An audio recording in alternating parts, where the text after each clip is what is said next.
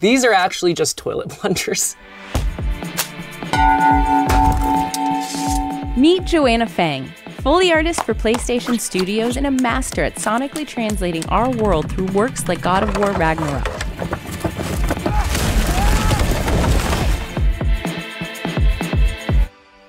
Let's step into my office. Just watch your step. I love my office. This is my creative space. This is the Sony PlayStation Foley Studio.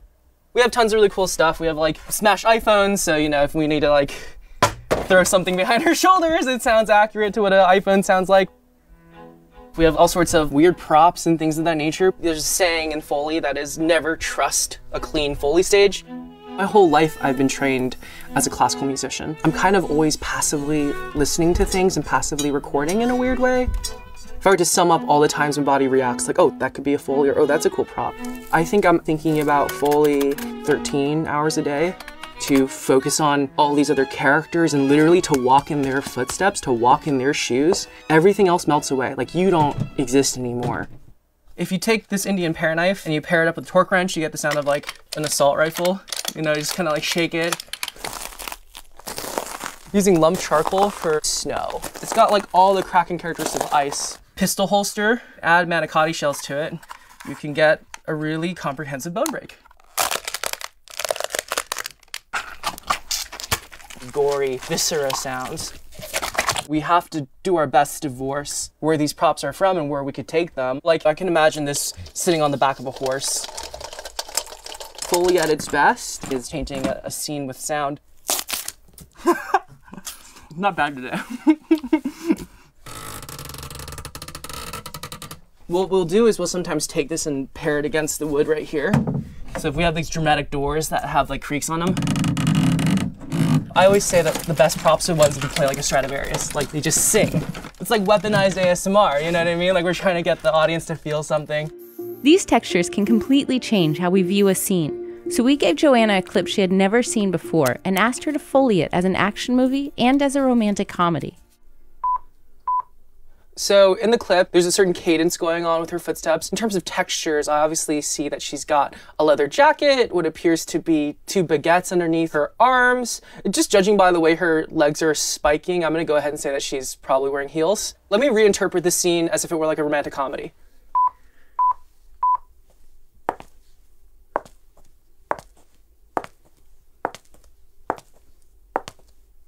Her leather jacket, if it were a rom-com, probably wouldn't creak that much. It's just, you know, regular leather jacket. We'll do the baguette first as if just normal baguette, right? So if this is a rom-com, she probably use standard issue keys, maybe like a wallet or something. Okay, let's just be creative. Maybe she's an assassin and the baguettes are actually a cover. We have these heels, they're a little darker. Let's grit up the floor too, you know, just a little bit, because heels kind of over-accentuate grit.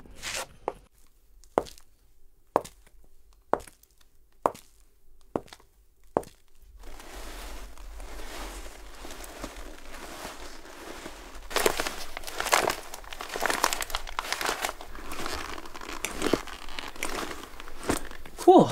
So these are now the same exact clip visually, but sonically we've adjusted the Foley to accommodate for 2 different types of genres.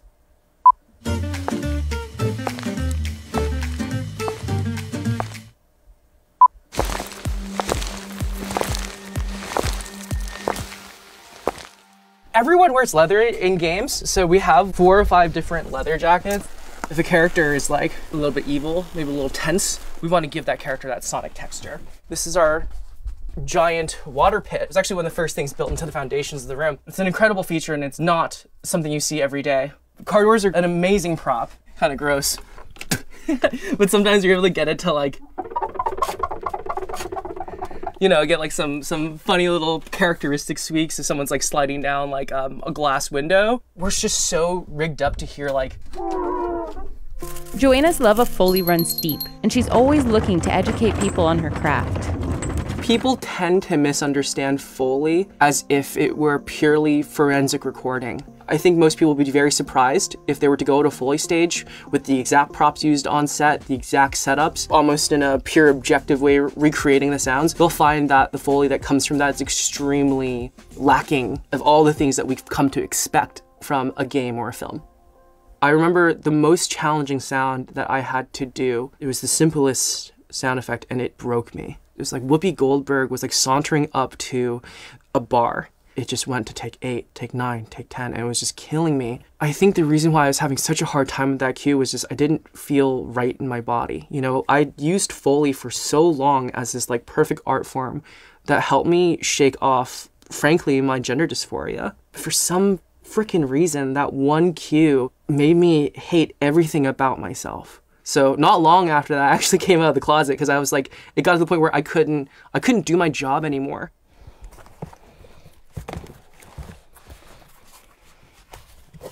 This is my entire array of shoes. Well, not really, this is a third of my shoe collection. Dress shoes, heavy boots, men's athletic wear, the squeakiest pairs of shoes you've ever heard in your life. So sometimes I don't even wear them for shoes. Sometimes I use them as props. This is like my fun little arsenal. A armor friend of mine built these for me, and they're made out of aircraft aluminum. They were tuned for a while. They've had their fair share of use. They resonate in ways that you don't normally get with real swords because of their construction. All of these props and tools can come together in creating a deep and layered scene. To demonstrate this, we've asked Joanna to recreate a segment of the barroom fight scene from God of War Ragnarok. One of the concepts in the scene that I really fell in love with was setting up and paying off this bouncer. Weapons aren't allowed inside. We'll have to check them. All right, Blake, can you cue me up for this sword off the back here? Here we go. Cool, ready. Can I just get a sweetener of the blades like zushing a little bit after she grabs it? And then Atreus here also gets his weapons.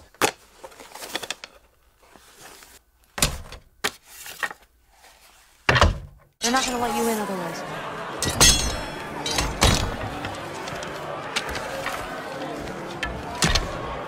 We finally get to the middle of the scene where all that setup pays off. Atreus, he's forced off the second story by the bouncer, and the bouncer grabs him and tries to get him to stop.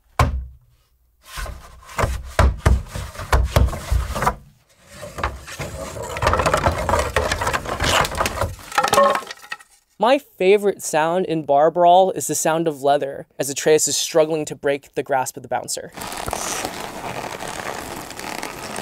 If Atreus doesn't hit that button enough, the character dies and it's game over. We got the strangulation sound of twisting leather and the clank of armor as the bouncer's trying to get him to hold still. We do have actual armor.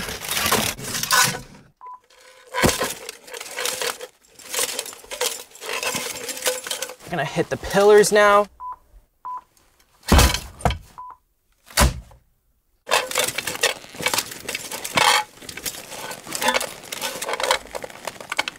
When you smash that button enough, Mjolnir, the hammer comes flinging through the air, crushes the guy's skull, and we go straight into picking up Thor and walking him out. After he's got his head knocked off, let's just get that sound of his body just going like relaxing back. Okay, cool. So head smash. We're gonna get real gross real fast with this one.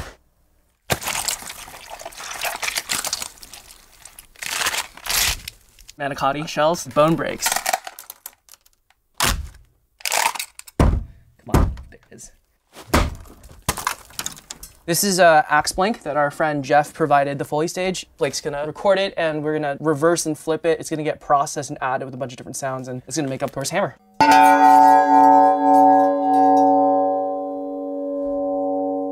Hey Blake, if you don't mind, can we just play back like everything all together at once?